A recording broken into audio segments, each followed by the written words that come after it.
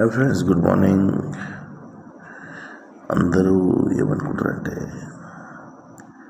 మస్తు సంపాదించి పిల్లలకు పెడితే వాళ్ళు మంచిగా చూస్తారు, కాలు కింద పెట్టకుండా జాగ్రత్త చూస్తారు అనుకుంటారు. ఆలోచననే విరమించుకోండి. ఎవరో చూస్తారు, ఎవరో పెడతారు, ఎవరు చేస్తారు వస్తుంది. ఒకటే నీ యోచన, నువ్వు సంతోషంగా ఉండి మీదన్నీ పిల్లలకి ఇచ్చేసి నువ్వు సపరేట్గా ఉండడమే మంచిదేమో.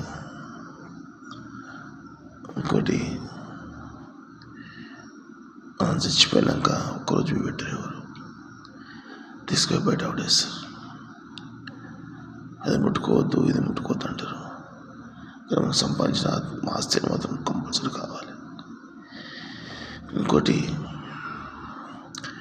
మెయిన్గా ఆడపిల్లలు చూస్తారో లేదు తెలియదు, ఊరు ఏ ఆడపిల్ల ముగ్గులను చూస్తారో లేదో తెలియదు.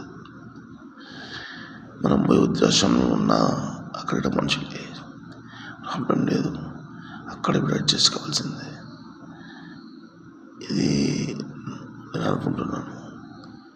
ఇంకోటి, నువ్వు చచ్చిపోతే అందరు ఏడవాలని అవసరం లేదు, ఎవరు ఏడవద్దు. మస్తు దీన్ని తాగి మస్తు ఎంజాయ్ చేయాలి, చేసుకుపోవాలి తప్ప అందరు ఏడవాలి, ఆడికి రావాలి, బంధం మీద అవసరం లేదు. మన లైఫ్ చచ్చినప్పుడు కూడా నవ్వుకుంటూ ఉండాలి, అంతే. ఇంకోటి, వాళ్ళు ఏం చేస్తారని మనకి ఎట్లా తెలుస్తుంది?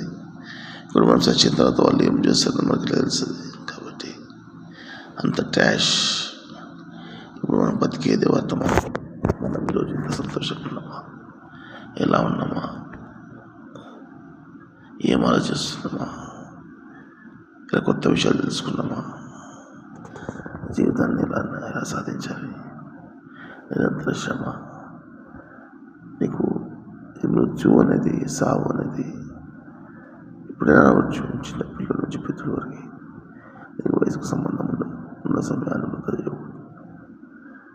కాబట్టి మనం ఎవరి మీద ఆశ పెట్టుకోకుండా మన కోసం కొంచెం ఫండింగ్ చేసుకోవాలి. నెలకు ఇబ్బంది పడకుండా ఖర్చులకు వచ్చినట్టు చూడాలి. ఇది లోక జ్ఞానం, నేను తెలుసుకున్న జ్ఞానం.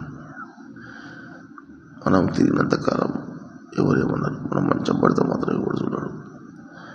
ఇప్పుడు వస్తున్నాయి ఇట్లా వృద్ధాశ్రమాలకు సరిపోయిన డబ్బులు లేవు, మనకు వస్తుంది.